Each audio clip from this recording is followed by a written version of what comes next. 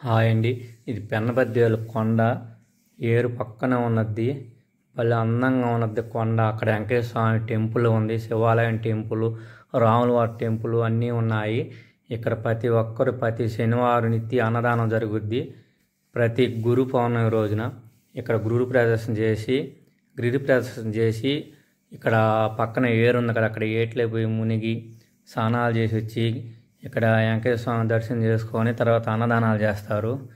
ఆ ఏరు పక్కన కాబట్టి కొండ భలే అందంగా ఉంది. ఆ పక్కనంతా అదంతా కనబొచ్చేది ఏరు.